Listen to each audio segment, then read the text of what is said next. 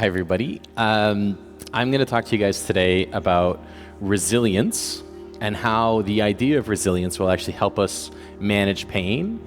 Not so much for you as a therapist, but this is for your clients. So this is information you're going to try to pass on to them. And you're going to have to incorporate different techniques that I'll be talking about tomorrow in my pain class, as well as some of the stuff I have online and some of the other stuff you're going to hear throughout this weekend on how to manage with pain. There are a few components that it'll break down into. The first is I'm going to talk to you guys about what's called the resilience paradox. And we're going to go into some detail about that. We're going to talk about regulatory flexibility and how this helps with the coping mechanisms behind resilience. We're going to look at context sensitivity. And context sensitivity, when it deals with pain and resilience, actually have a very intimate relationship. We're going to look at time, because a lot of people think that resilience is something that happens quickly, coping is something that happens quickly, and injury, discomfort, trauma, grief are things that happen quickly. But time is usually the component that both brings it into our experience, but also brings it away from our experience. And then the last one is going to be how all of this resilience bundles up into something called body budgeting and our context and capacity for space in our brains. The first thing I want to make sure that you guys understand is I'm going to say some things that may upset you, and that's okay. The goal is to hear the whole conversation and take nothing out of context. Okay? So the first thing that I'm going to say that might be a little frustrating for people to hear is that if you're experiencing grief, if you're experiencing trauma, if you're experiencing setback, and pain falls into this category, especially chronic pain, but even pain of something that's preventing you from performing your active daily lifestyles, something that's stopping you from having the career you want, the job you want, the sport you want, perhaps you're losing your capacity to provide for your loved one because of it. Anything that you're doing that you would qualify as either big T trauma, it's a momentary thing that is significant in size, or a micro T moment, which is repetitive small traumas that build up to this experience. All the research shows us, and this is the part that people have a hard time with, especially if you're living in the moment, all the research shows us you're gonna be okay. And that's sometimes hard for people to hear. It's sometimes hard for people to experience, because if you say to a client who comes in with 15 or 20 years of back pain, and you look at them on session one and you just go, hey, you're gonna be okay, they're going to think you're devaluing and undervaluing and undermining their discomfort.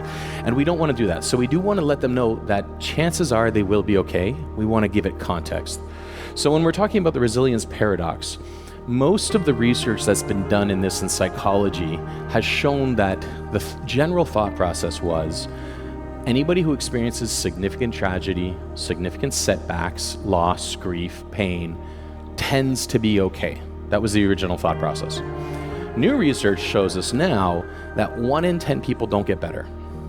So that subset of people, that group, the 1 in 10, they tend not to get better.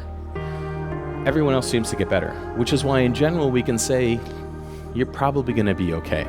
Now, out of that other group of people, there's another group, and these are ones who experience this loss, this pain, this discomfort, this gravity, this grief, this tragedy for weeks or months at a time in bouts and in episodes, and then they tend to improve and get better.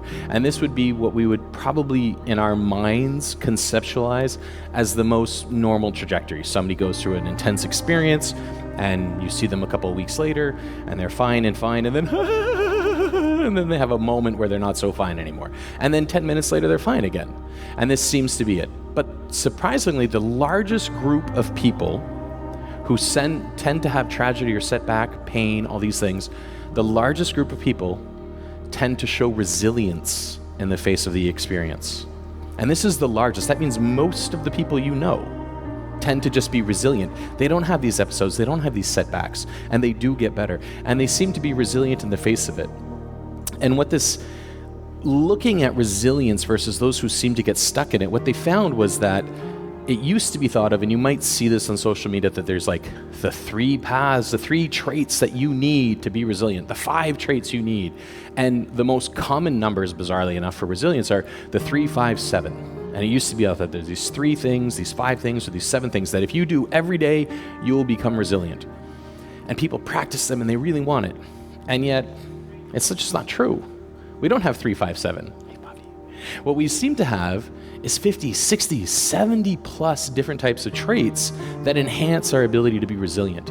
The thing is with these resilience traits, the 50, 60, 70 plus, is that all of these factors, there are so many and there's so many variables that we're not able to figure out what is the key one, because each one independently helps small percentages with our coping. There's no single thing that suddenly gives it to us. So if you think, oh, I'm going to practice these resilience things, these 3 things every day, it may not be doing anything for you, because chances are you actually already have these coping strategies with you. And what we see, George Bonanno, who talks about this, he's the one who came up with the resilience paradox. And what we see is that there's a pathway to this explanation, or there's no clear pathway to it. So what we have is variability and flexibility. And this flexibility is something he calls regulatory flexibility. And this flexibility comes from our ability to solve problems in front of us and cope with them based on our own personal experiences. So this is where the context plays into it. And there was a study that he did with a group of firefighters where they had very specific choices that they were given to environmental interventions. And if they had only those choices, what happened was they seemed to solve them relatively well, they seemed to cope with them well, and they seemed to move on quickly. The another group who were given more random instructions and had a random choice of selections. There were no clear instructions of you're limited to these 6 interventions. This group that had a wide variety of interventions, they seemed on average to be more prone to develop PTSD. And a lot of it had to do with no clear path forward. They had too many variables in how to move forward. Their coping strategies were so varied in nature that they didn't match the solutions to the environment or the intervention given in front of them. And so we all have different coping strategies, and they respond differently. You know, if a hurricane shows up randomly versus a disease versus a pandemic versus a car accident, in theory, you should have a variety of coping mechanisms with you. And you should train your brain to be flexible enough in its understanding. But what we see is people don't do that.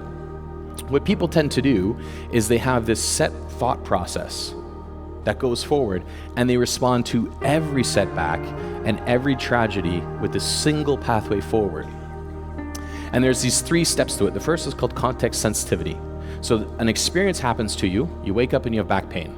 You wake up, you have a new ACL injury. You wake up and you've lost a limb, a grief, a trauma of some kind occurs to you in your experience. And you wake up and you evaluate the scenario and say, okay, what's happened? And now that I know what's happened, I need to try to evaluate what can I do about this situation. So this is context sensitivity. Most of us do this every day of your life. Most of you did that getting here on time for class, essentially, right? And then what happens is we have a repertoire, and you all have your own repertoire. Who likes working out? Okay. Who likes not working out? Who likes doing yoga? Okay. Who likes cooking? Who likes playing music? You all have your own repertoire for coping mechanisms. And so you see this environmental stimulus that comes into your experience, and you go, okay, what can I do that can help with this? And then the last part of it is we go taking stock and adjusting. So you have this experience that happens to you, you have your own repertoire of behavior and how to deal with it, and then you take stock. And that last point is where we fail. And it's where most of your clients who are living in chronic pain fail. They take stock, and they go, man, my back hurts this morning. They try one of those things in their repertoire that they've tried before, and it doesn't change. So the next morning they wake up and they have back pain, and they try one of the other little tricks, and it still doesn't go away. And they try maybe 5 or 6, and that's the average. They try 5 or 6 different things in their repertoire, and if they don't get better, they just repeat those 5 or 6 things over and over and over again. Stephen Wright once said, coming to a conclusion is simply where the mind goes when it's tired of thinking, which I think is one of the most beautiful things you can say to a client. If you've tried 5 or 6 things over and over and over again, you're not getting better, maybe you should try a 7th. Maybe you should try an 8th. And that's where our flexibility comes in. That's where the regulatory flexibility shows up. And the problem with regulatory flexibility is that it takes time to manifest as a result. And the reason is simple. If I wake up tomorrow and I have the loss of a loved one, or the loss of a limb, or a brand new injury in my life, my context around me goes, when I wake up, my brain hasn't adjusted to that new reality. My brain is still sitting there and thinking of my loved ones as though they're present in my life. It's still thinking of my limb as though, it's still thinking of me as an able-bodied person who doesn't have that injury. And so the brain takes time to take in this context and this reality and readjust. And it's roughly 90 days. And that's longer than you want, and it's shorter than you would think. If you've had pain for 20 years and you come see me and say, hey, in 90 days, we might actually be able to get you better, that's great. But if you've only had pain for 90 days, and I tell you it's going to take 90 days to get out, you're going to think this sucks. So the context and time play into it. Now, when that time plays into it, another component to it is how important is this experience to me as a person? How important is my back pain to me? We all have that client who wakes up in the morning and they talk about their back pain, and they go to a party and, hey, how are you? Oh, my back hurts. And they go to work, how you doing? Oh, my back hurts. And every experience they have is wrapped up in their pain. So their identity is wrapped up in their pain. So suddenly, if you want them to move beyond it contextually, you have to present them the idea of, this is John Doe without pain. Who are you as a human without experience, without that single tragedy or setback in your life? And that takes time as well. So when it comes to building that resilience, what we look at is creating flexibility and variability for your clients. So if they're doing 5, 6, 7 things, you need to be presenting them with 20 options. And those 20 options don't have to be movement-based. They don't have to be manual therapy-based. They can be, let's go get a drink. Doesn't have to be with your client, but hey, do you have somebody who can go get a drink with? Just go have a drink and talk. You can join pain forums, Canada Pain Society, the US Pain Society, the International Association for the Study of Pain. They all have free forums that you can belong to. And if you belong to those groups, you can just talk about your pain. Maybe that's the variability that you need. Maybe it's going home and seeing grandma and making dumplings for the first time in a long time. Maybe it's making pierogies. Maybe it's learning a new language, or playing a new instrument for those who said they like music, or learning how to do stained glass. Suddenly your coping strategies go beyond the norm. And our job as a therapist is to present them with the science of what happens if you take on a new coping strategy. So if you all close your eyes for a second and envision a jar in your life, and that jar is filled with everything you are, your entire past, your entire future ahead of you, your dreams, your hopes, all the stresses you're experiencing, the sound of this volume, the temperature, the excitement of this event, everything you're experiencing, fill that jar up. Fill it to as high as you think it needs to be to reflect your life today. Now keep your eyes closed, hands up if you're close to full. Okay, quite a few of you guys are close to full. Hands up if you're at about 30%. 50? 80%? Okay. More than half of you are close to full. So you guys can all open your eyes now. So what happens now is you guys are so close to being overwhelmed, you're so close to full in your life, that how can I present a new strategy to you without you going, I don't have time for that? Well, it's simple.